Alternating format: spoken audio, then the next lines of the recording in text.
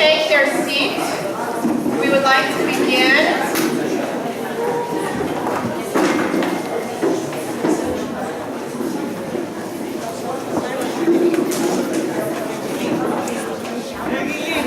Good afternoon.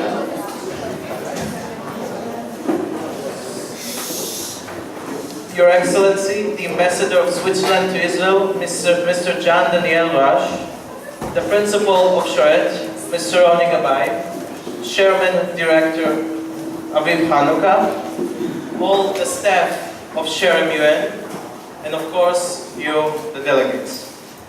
Well, I will call you diplomats, and yes, I can call you diplomats, because today you have shown me the true meaning of diplomacy, to solve conflicts, finding peaceful solutions to hard issues together, united as a group, even if you disagree. Sharing ideas and opinions is what MUN all about. Sharing these things among Jews, Arabs, Bedouins, secular and religious, men and women, is Share MUN. A big thank you for the school management, Mr. Roni Gabay, the principal, and the deputy directors,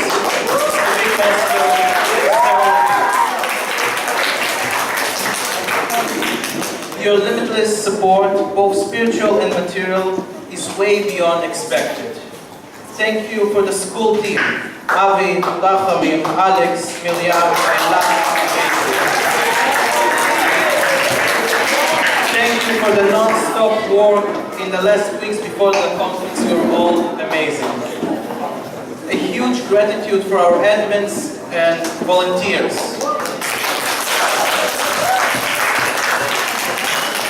You are the perfect example of what SHAREMUN is and will be in the future. The person who deserves the most gratitude is our teacher, Sarah Dayan.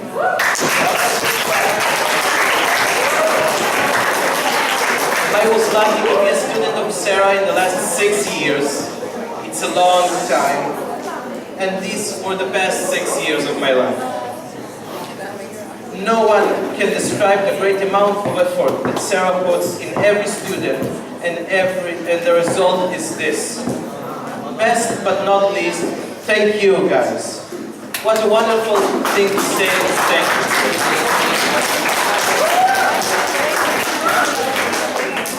And now, I am happy to invite the Samuel Berber Wind Quintet from Netanyah's Music School. This is directed by Moti Miron to play August Kerman's Wind Quintet, Opus 79 from 1898. On the flute, Sabir Balzi. On the oud, Neil Golubiov. On the clarinet, Ariel Gat. On the horn, Danny Hetzloni. And on the phonium, Tal Hispiak. I will add that today is Ariel's birthday, and we all want to wish her the best and thank her for coming on this day.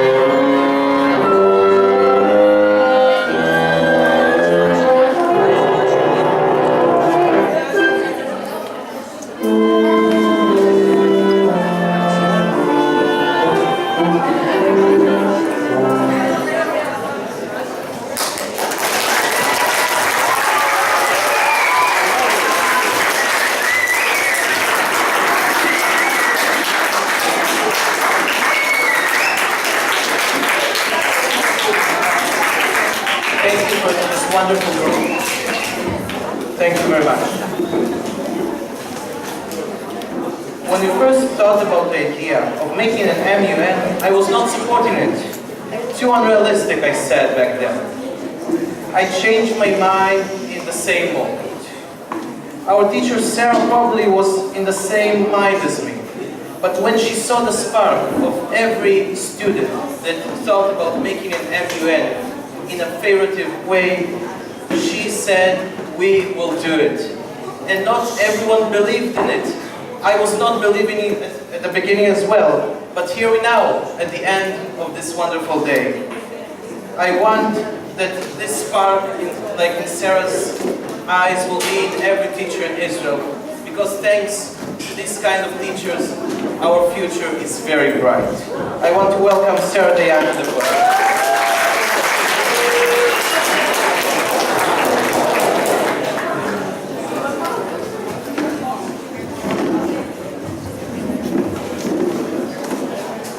Dear students, advisors, administrative assistants, and distinguished guests, I hope it has been a wonderful day, that you've enjoyed some inspiring debates, some tough negotiations, and most of all, each other's friendship.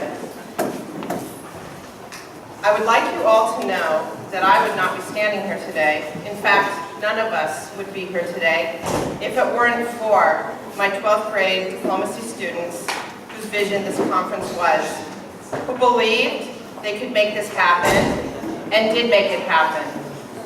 When we began the diplomacy major 3 years ago, in my wildest dreams, I didn't think we would reach this point.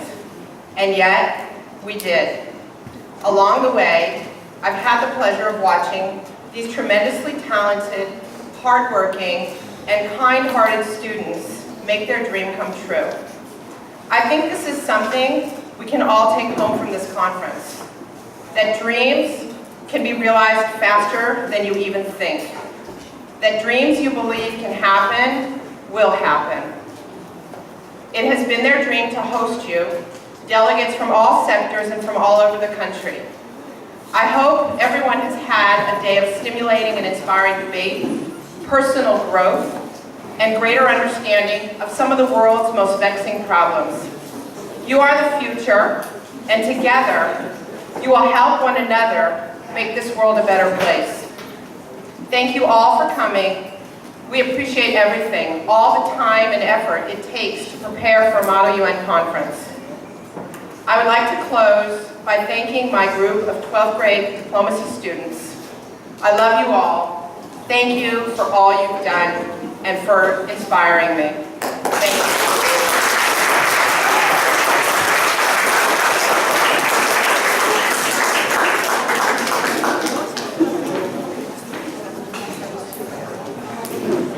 Our principal, Ronnie, came to office 2 years ago with a dream of making Sharet one of the best schools in Israel. The fact that we are here today is enough to show that this effort is very important and the dreams come true. I invite Mr. Ronnie Gabay.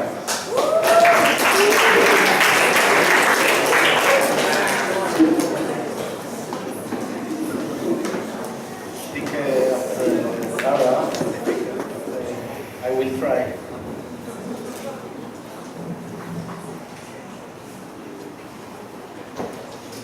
Dear students, advisors, administrative assistants, and distinguished guests, that's a difficult word.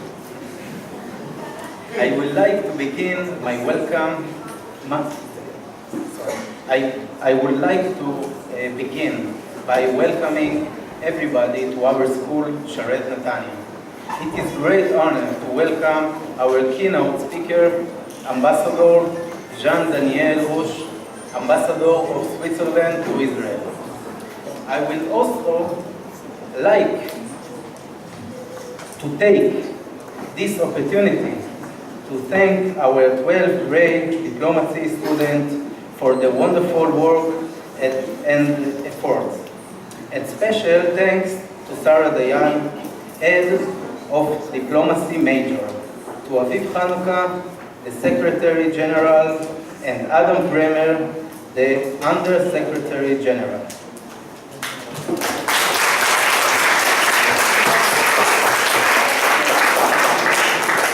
I would like to pose questions. What do large, successful companies such as Waze, YouTube, and Wikipedia have in common? The answer is that they are all companies which are based on human cooperation rather than the more traditional structure of reward and punishment. The way these companies are run goes against a long-held assumption about human motivation, the assumption that humans are driven only by personal interest. These companies rely on people who are not paid, but who nonetheless work in cooperation to help these companies realize their vision. While personal excellence is important, cooperation is even more important. Without the cooperation of all the contributors, these companies could not make significant progress, let alone achieve such success. In diplomacy, this stands out even more clearly.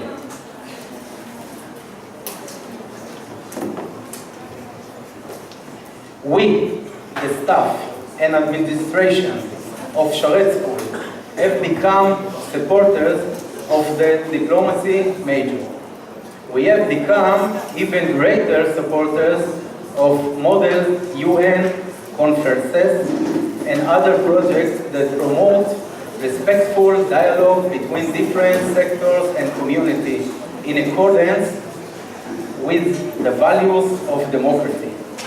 I hope this has been a day in which we all listen to one another and fruitful discussions, and by doing so, that we have made progress and reached greater understanding. As Henry Ford once said, coming together is a beginning. Keeping together is progress. Working together is success. Thank you.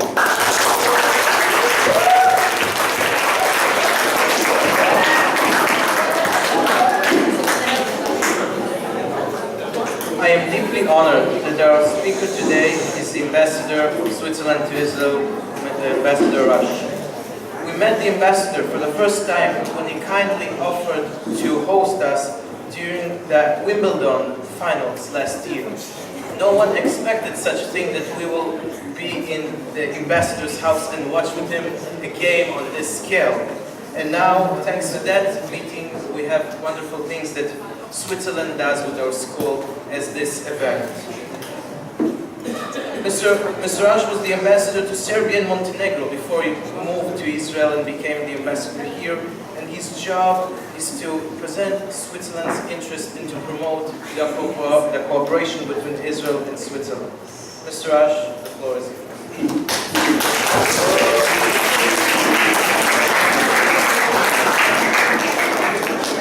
Well, thank you very much for inviting me, ladies and gentlemen. It's good to be back at the UN, and I really feel like being here at the UN. I used to work for the United Nations during 4 years for an international criminal tribunal for the former Yugoslavia, where I was advising the prosecutor. And being here, feeling this atmosphere, reminds me of some of the most intense moments in my life. As the director said, this feeling of success through cooperation is an incredible feeling. When you have a war criminal who is responsible for the death of thousands of people in the court, in the dock, getting sentenced to life, and you know some of the families of the victims because you've talked to them, and you see they are there, they are witnessing the trial. This is something which is procuring immense satisfaction because you believe you've achieved something, you've achieved some justice, and probably you've contributed also a little bit to peace. Are you still all good friends after that, or were there fights in the negotiations? There were fights? Well, you know, the key to cooperation is not to fight, but it is to fight while maintaining personal friendship and a healthy distance between the position that you have no choice but to defend and your personality as a human person with human value and the readiness to discuss. I have one story which came to my mind before, which illustrates that. Once I was at the Security Council to report on our tribunal, together with the prosecutor, Carla Del Ponte, who is an icon of international justice. And the Russians didn't like too much what we were doing because we were prosecuting many Serbian officials, generals, ministers, president, prime minister. So when it was the turn of the Russian ambassador to speak, he started to thank the president and prosecutor of the Rwanda tribunal, who were also there. Then he thanked the president of the Yugoslavia tribunal, who was also there. And then he said, but I don't thank the prosecutor of the Yugoslavia War Crimes Tribunal, this politicized organization which is blah, blah, blah, blah, blah, blah, and treating unfairly the Serbs. So he lashed at us in the most aggressive manner. So when you're there, you listen, it's a bit outrageous. And then, after the meeting, we went to the door to the next room with him, and we had a coffee, and we laughed, and we smiled, and this is how it is in international diplomacy. You defend your positions fiercely, sometimes you do theater, and the Russians are very good at that, but what is important is that then you can sit and talk more seriously behind the scene, because most of the action happens behind the scene, and not in the spotlight. Now, I would like to offer a bit of a vision because I've been involved for 25 years or more.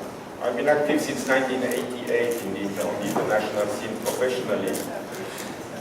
And I started in the times of the Cold War, when in Europe we were all afraid that one day the Americans and the Soviet Union would exchange nuclear missiles. And as the saying goes, when two elephants fight each other, it is the grass in the middle which suffers, and Europe was very much the grass between the two elephants.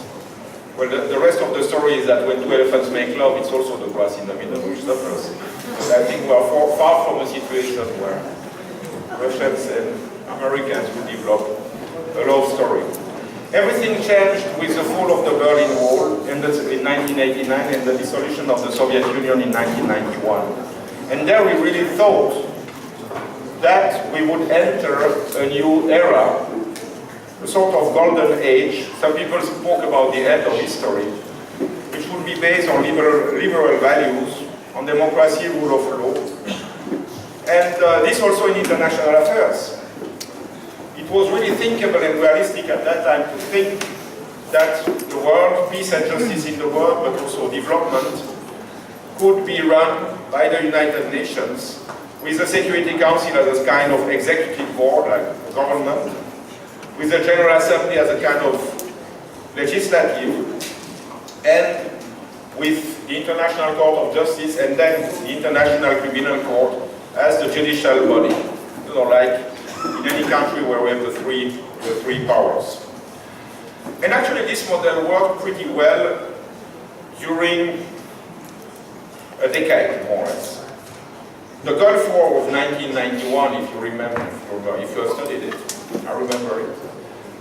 It was impeccable, both from the point of view of the legality, there was a Security Council resolution, from the point of view of the cooperation, the Russians were on board, the Americans led the effort, of course, and also from the point of view of the carrying out of the operation. There was no major violations of international humanitarian law. It was not a dirty war. It worked also in Bosnia and Herzegovina, in the former Yugoslavia, between 1993 and 1996, where the Security Council authorized, with Russian support, the Americans to carry out selected, NATO, not the Americans, NATO, to carry out selected airstrikes against targets around Sarajevo. And it worked, and it really helped to bring the Serbs around the negotiating table and put an end to this dirty conflict. This one was really good. This sort of golden age of cooperation between all the main powers, especially the Russians and the Americans, was put to an end in 1999. I will not enter into the reason why. There was a new leadership, obviously, in Moscow.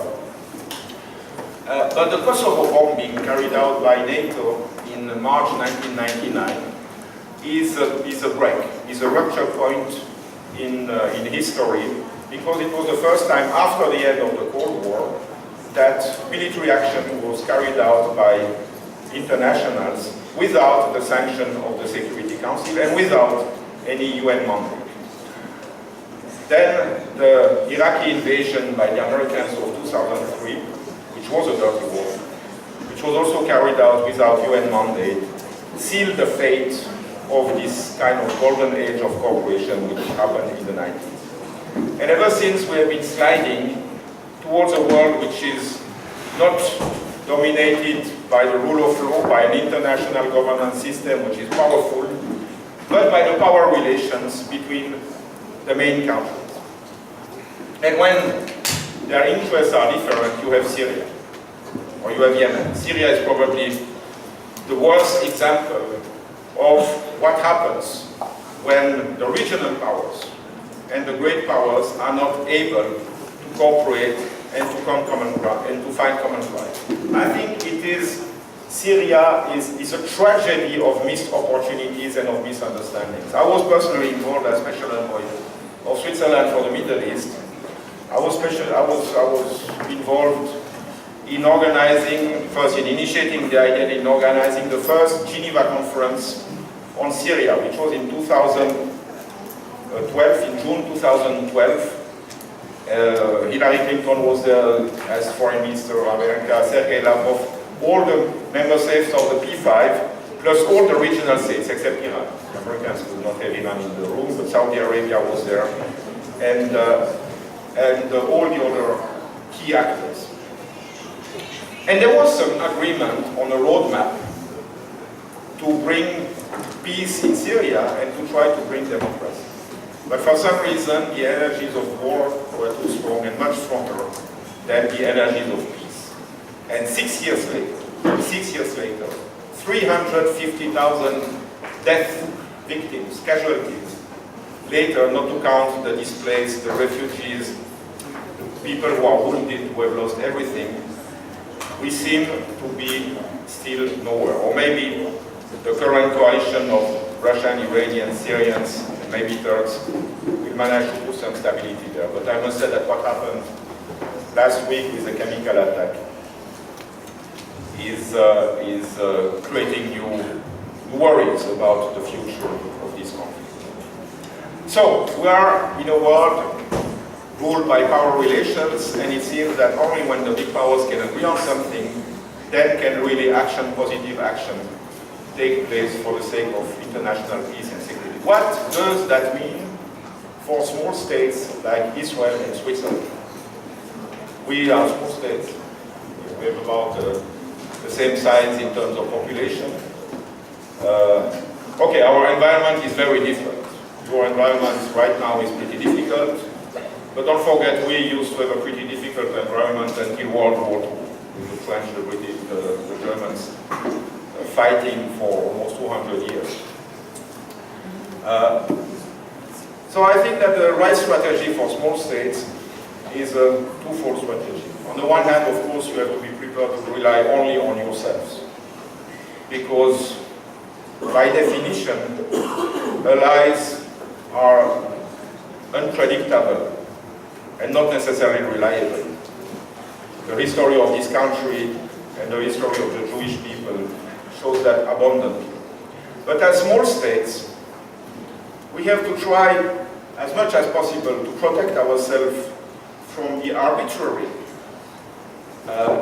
of the big powers. And for that, we have to, every day, continue to fight to have strong rules, to have a strong international system, so as to protect us. It is like in a state. Like in any state institution, you need also you need social rules, you need labor rules, you need a judicial system where everybody is treated fairly and equally, so as to protect yourself against those who would like to rule by force.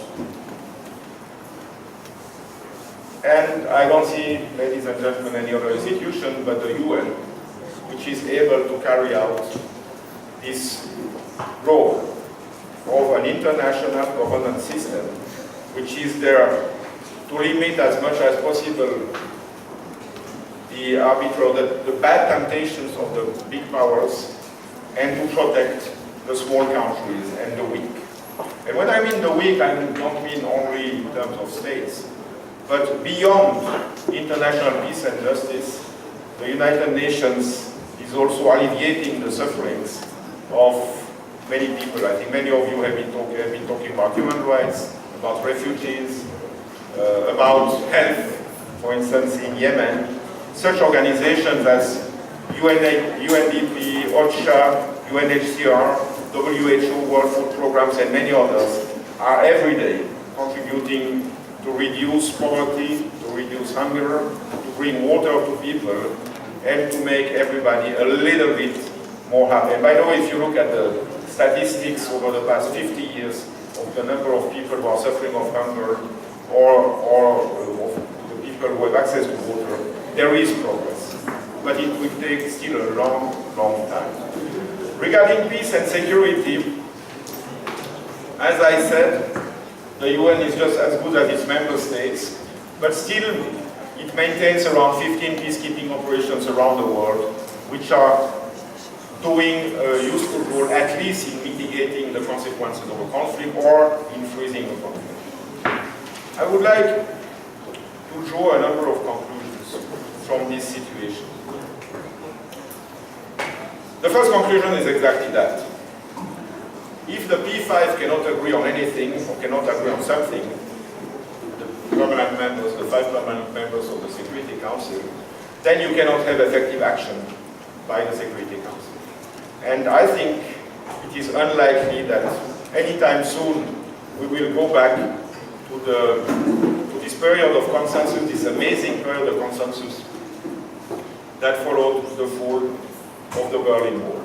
But the UN should not, and it's totally unfair to criticize the UN for the failure of the international community in Syria or in Yemen.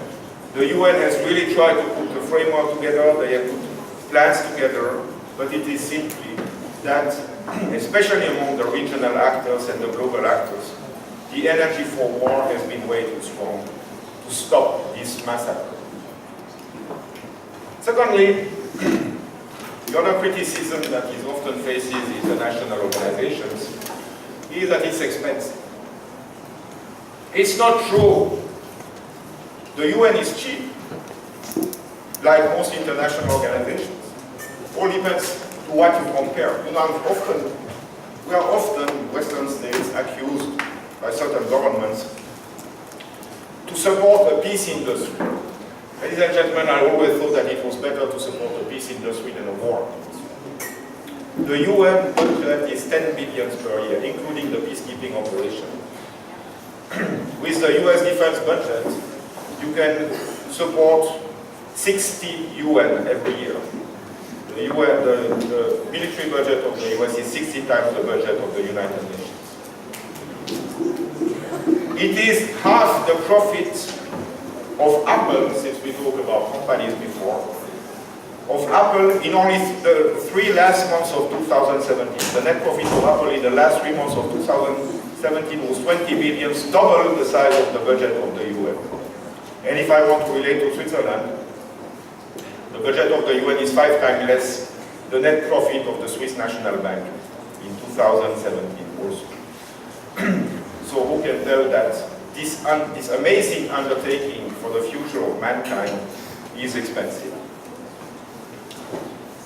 Thirdly, despite its flaws, the UN remains the only institution that where all the peoples of all the peoples on earth will, aspirations, needs can come together in a peaceful, safe and healthy environment.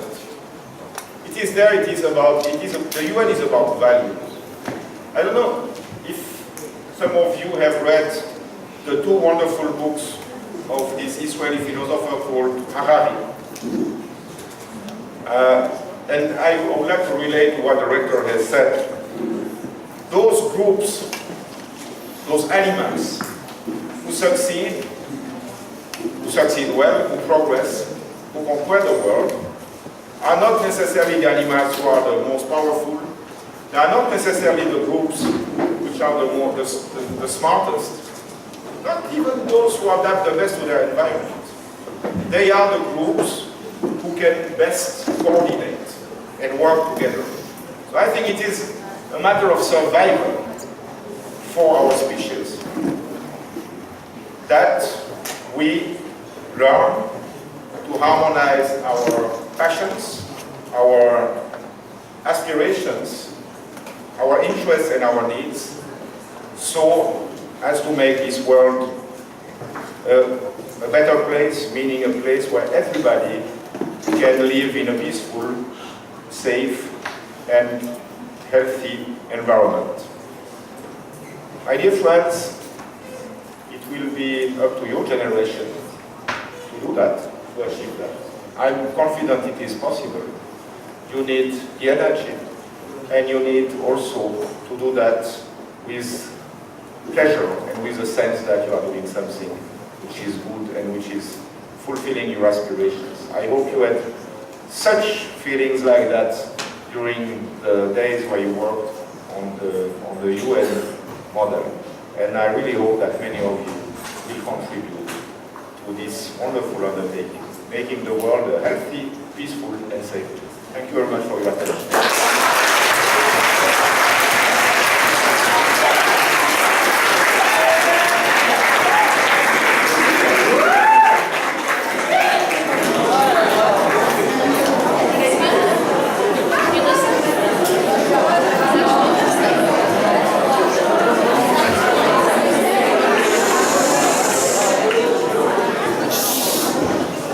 Thank you for the ambassador for his wise words. I'm sure that many of us will take this forward in our career in diplomacy. And now, for the last part of the ceremony, I give the stage to the Secretary General of IFPA.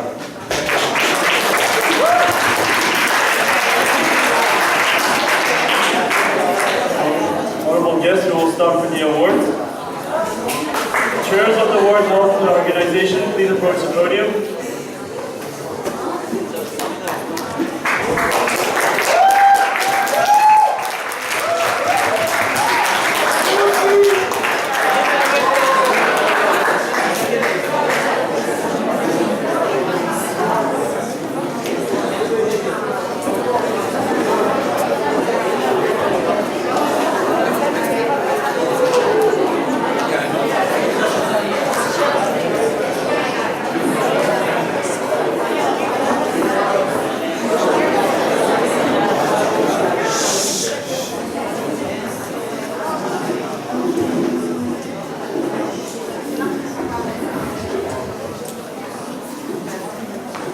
Dear delegates of the Great Food Committee, we were really honored to be your chairs at SHAREMUN 2019.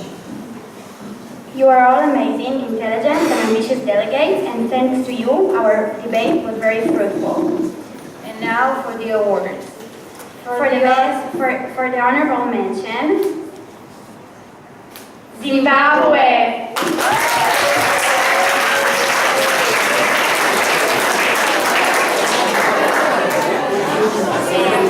Zimbabwe is the capital.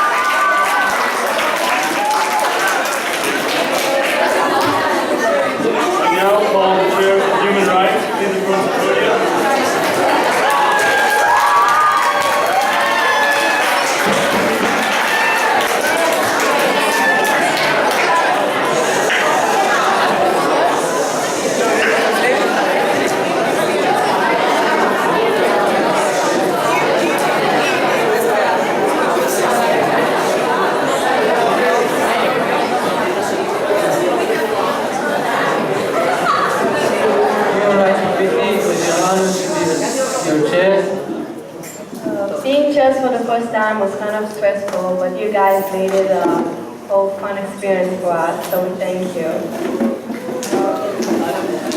We really enjoyed you and we enjoyed seeing you participating, all of you. You were all good, but now we had to choose like only 3 delegates. So, the honorable mention goes to... Honorable mention goes to Israel!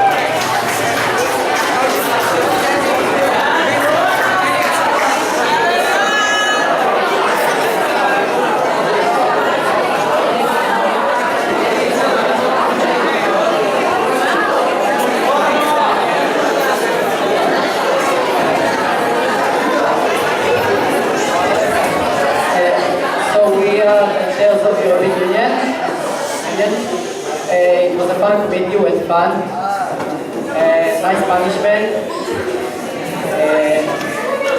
and yeah, it was interesting, it was nice, we had a nice debate, we're up to a nice resolution, everyone was good, we had a really tough decision about like, the 3 first places, but we come to 3 places, so 3rd place, honorable mention goes to Cyprus.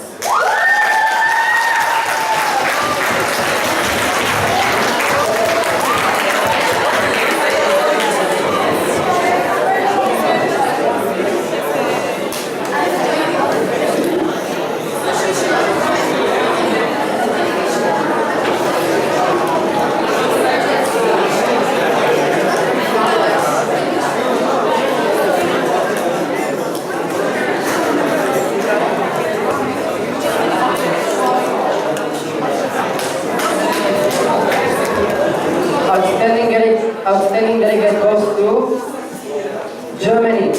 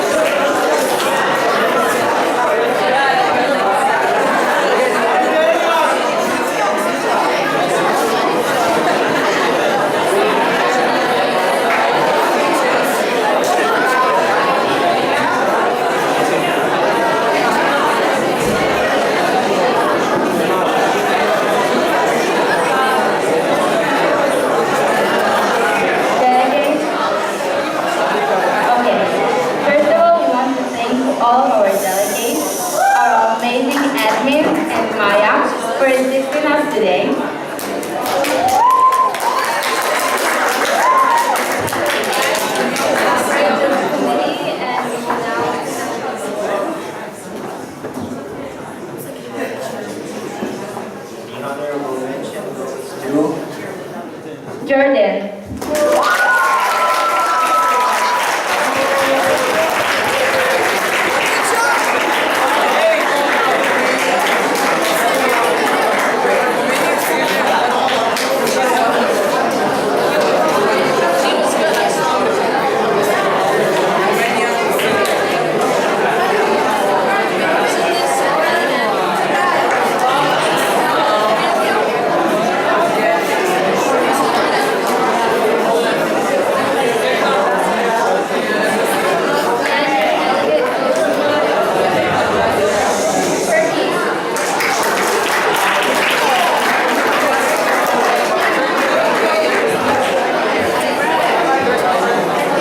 For the outstanding delegate, it goes to Turkey.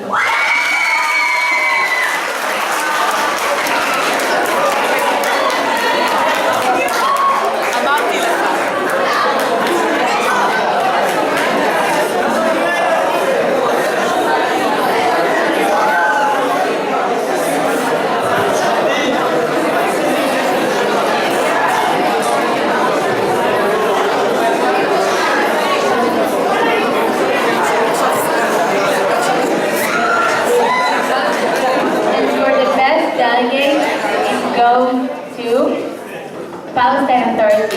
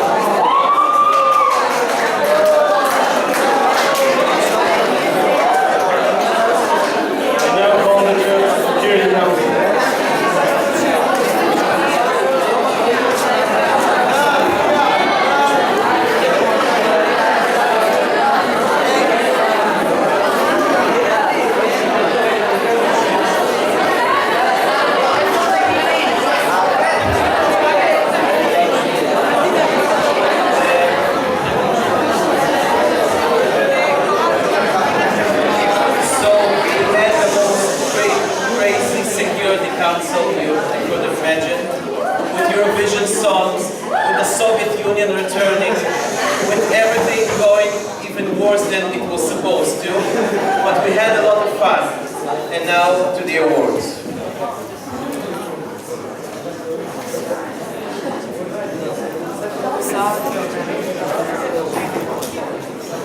Honorable mention, Security Council awards to USA.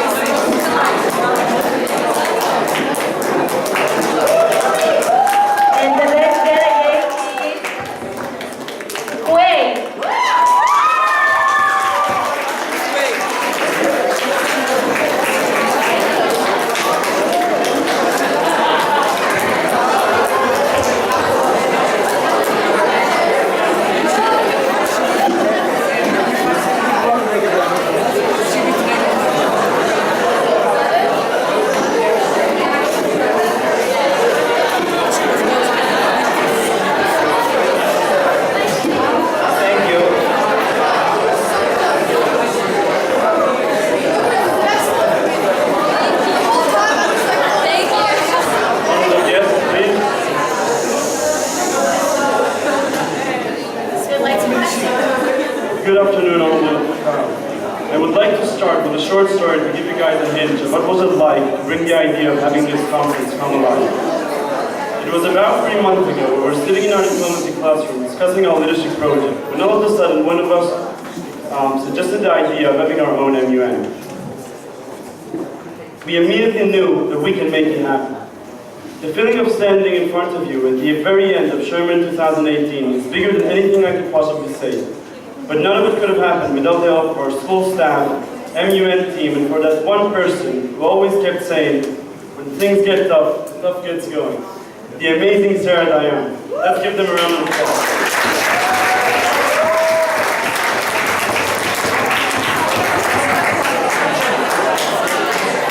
I hope you all had fruitful discussions and that you will carry one moment from this committee that was special to you and generally from this conference.